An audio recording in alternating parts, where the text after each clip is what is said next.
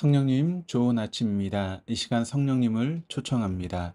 오늘도 내 안에 오셔서 하나님을 기쁘시게 해드릴 것을 소원하게 해주세요. 오늘도 말씀을 통해 구체적으로 무엇을 해야 될지를 깨닫게 해주세요. 깨달은 것을 삶 속에서 실천할 수 있도록 도와주세요. 좋으신 하나님의 은혜가 오늘의 시간 우리 모든 교우들과 함께 하시기를 바랍니다. 오늘 우리가 함께 나누실 하나님 말씀은 마태복음 6장 19절에서 34절까지의 말씀입니다. 오늘 본문의 말씀은 그리스도인의 물질, 돈에 대한 태도를 말씀하고 있습니다. 19절 말씀을 보시면 너희를 위하여 보물을 땅에 쌓아두지 말라. 거기는 종과 독록이 해하며 도둑이 구멍을 뚫고 도둑질 하느니라. 여기서 보물은 헬라어로 데사우로스라고 하는 단어인데 그 의미는 보물상자입니다. 오늘날의 의미로 바꾸면 금고 혹은 적금 통장이라고 할 수 있습니다. 그런데 너희를 위하여 보물을 땅에 쌓아두지 말라고 했으니 이 말씀을 우리가 문자적으로 그냥 이해하면 그리스도인은 돈을 저축해서는 안 된다라고 생각할 수 있습니다. 그러나 예수님께서는 미래를 대비해 돈을 저축한 일이나 혹은 귀중한 보물을 집에 소장하는 것을 정죄하신 것이 아니라 이런 것들을 영원한 가치들보다 더 중요하게 여기는 태도를 경고하시고 있는 것입니다. 돈은 세상을 살아가는데 없어서는 안 되는 물질입니다. 예수님도 12제자 중 한 명인 가룟 유다에게 돈을 관리하도록 돈 주머니를 맡겼습니다. 그런 예수님께서 보물을 땅에 쌓아두지 말라라고 말씀하신 의미는 재물과 돈을 인생의 목적으로 생각하는 사람들에게 인생이 어떤 존재인지를 깨닫게 하시기 위함이었습니다. 인생은 어떤 존재입니까? 어떤 이는 이 세상을 산다는 것이 하루하루 죽는 것을 의미한다라고 이야기를 합니다. 그러니까 하루를 살았으면 앞으로 하루를 덜 살게 되므로 사는 것은 곧 죽는 것이다 라고 하는 그런 의미죠. 그러므로 우리가 이 땅에서 행하는 모든 일은 결국 죽기 위해서 행하는 일이 되어지는 것입니다. 죽기 위해 행한다 라고 하는 말을 약간 바꾸어 생각을 해보면 죽음 이후의 삶을 위해 산다 라고 하는 말이 됩니다. 죽음 이후의 삶을 생각하지 않고 산다면 하루하루가 의미 없는 삶이겠지만 그러나 죽음 이후의 삶을 생각하고 하루하루를 산다라고 하는 것은 죽음 이후의 삶을 준비하면서 사는 것이 됩니다.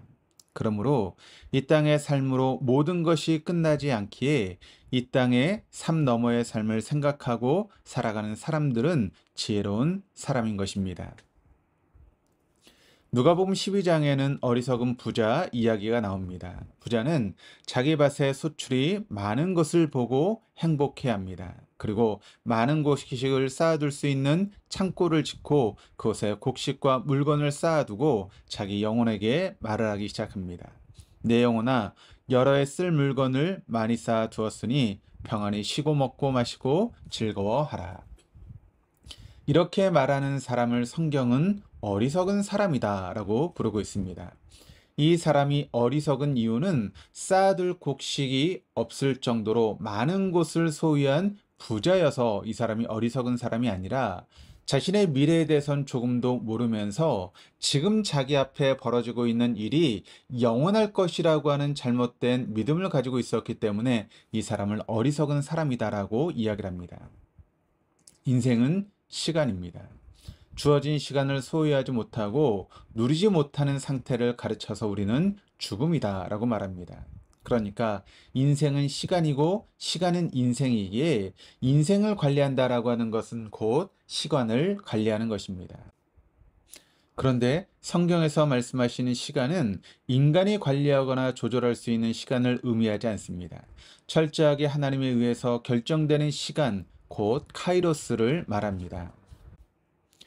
예를 들어서 오늘 친구와 우리가 점심을 먹기로 약속을 했습니다. 그런데 갑자기 저에게 급한 일이 생겨서 점심을 먹을 수 없게 되어서 친구에게 전화를 걸어서 점심 말고 우리가 저녁에 먹자라고 이야기할 수 있습니다. 그러니까 그 시간이 여러분 어떤 시간인가 하면 내가 내 마음에 따라서 내 상황에 따라서 자유롭게 옮길 수 있는 그런 시간인데 성경에서 말씀하시는 시간은 이런 시간이 아닙니다.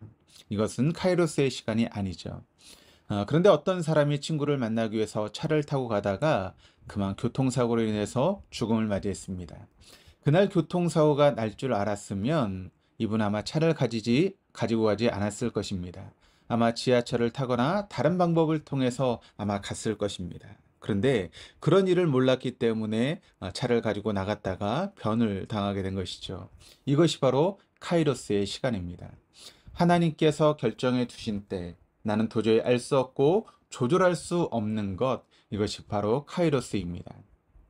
그리스도인들은 이 카이로스의 시간을 생각하며 살아가는 인생입니다. 그럼 이런 카이로스의 시간을 살아가는 우리는 보물을 어디에 쌓아야 합니까? 20절입니다. 오직 너희를 위하여 보물을 하늘에 쌓아두라.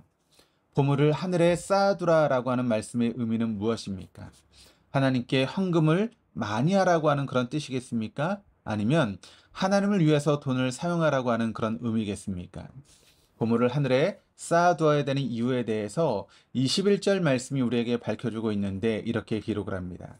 내 보물이 있는 그곳에 내 마음도 있느니라. 하나님은 돈이 없어서 인간에게 돈을 구하라신 분이 아닙니다. 하나님께서 돈이 없어서 하나님의 일을 못하고 있는 것도 아닙니다. 인간이 돈을 내놓지 않으면 하나님께서 하나님의 일을 이루지 못하는 것도 아닙니다.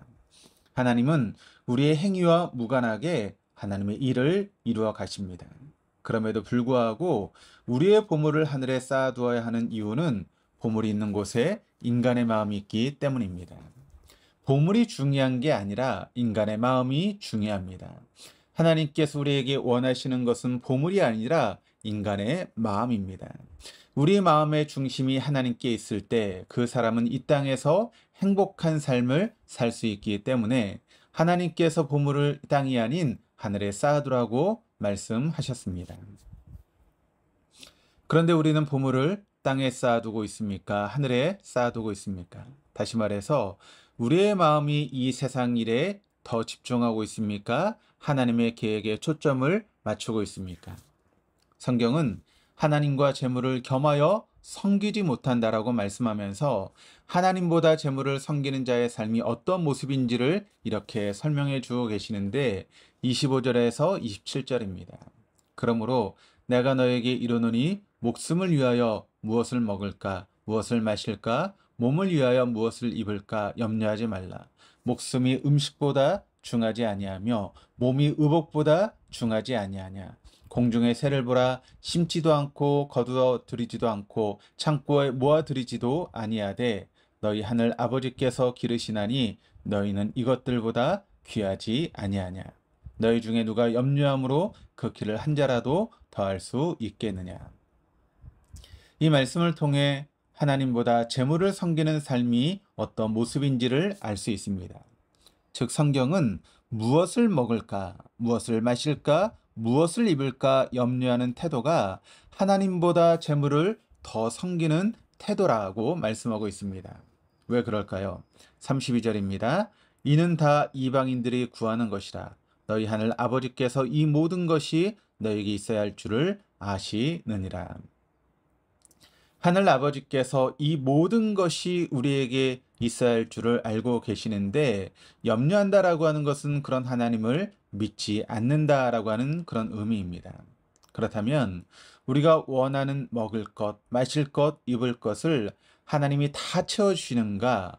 근데 현실은 여러분 그렇지 않습니다. 내가 먹고 싶은 것, 입고 싶은 것들이 늘 풍족하게 우리의 삶 가운데 주어지지 않습니다. 왜 하나님은 우리에게 있어야 할 것을 아시게 채워주신다라고 말씀하시면서 왜 우리의 삶 가운데 그것을 안 주시는 것일까요? 사실은 안 주시는 게 아닙니다. 우리에게 필요한 것을 주시는데 우리가 생각하고 우리가 기대하는 것만큼 안 주실 뿐입니다. 가나안을 향해 광야를 지나가는 이스라엘 백성들에게 하나님은 그들에게 필요한 것을 주셨습니다. 그러나 그들은 늘 불평과 원망뿐이었습니다. 왜 그들이 하나님께서 채우시는데 불평과 원망을 하고 있습니까? 그들이 구하는 것은 이스라엘 백성들이 원했던 것은 애굽에서 먹었던 것, 입었던 것들이었기 때문입니다.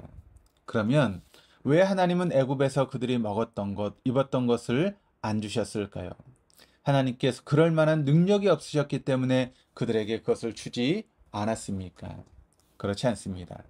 세상을 바라보고 소망하는 이스라엘 백성들의 관점과 영혼을 바라보고 소망하시는 하나님의 관점이 달랐기 때문입니다. 이스라엘 백성들은 영혼에 관심이 있지 않고 언제나 이 세상에 관심이 있었습니다. 이 세상에서 편하고 풍족하고 부족함이 없는 삶이면 족하다라고 생각한 반면에 하나님은 유한한 이 세상이 아니라 영원한 세상에서 누리게 될 복을 사모하길 소망하셨습니다. 이 세상에 안주하지 않도록 그들에게 필요한 만큼만 주셨던 것입니다. 그것은 오늘 우리에게도 동일하게 하나님께서는 역사하십니다. 우리에게 있어야 될 것을 아신 하나님께서 우리가 간절히 원하는 것을 아직까지 안 주셨습니까? 그래서 낙심하고 실망하고 계십니까? 그렇다면 다시 한번 우리가 원하는 것이 하나님 보시기에 우리에게 꼭 필요한 것인지 생각해 보아야 합니다.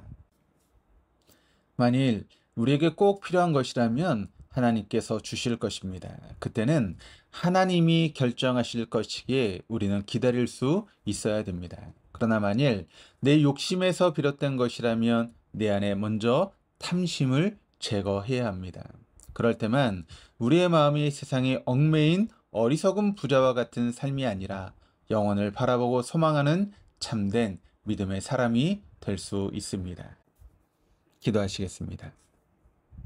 하나님, 내일 아궁이에 던져지는 들풀도 하나님께서 입히시거든 하물며 자기 아들을 십자가에 내어주시기까지 사랑하신 우리에게 아끼실 것이 무엇이겠습니까? 무엇을 먹을까, 무엇을 마실까, 무엇을 입을까 염려하며 살아가는 인생이 아니라 영혼을 바라보고 소망하는 믿음의 사람으로 살아가게 하여 주옵소서. 그리하여 세상의 재물로 인해 일희일비하지 않고 영원한 생명을 소유한 것으로 감사하며 살아가는 우리 인생 되게 하여 주시옵소서. 감사드리며 예수 그리스도 이름으로 기도드립니다. 아멘.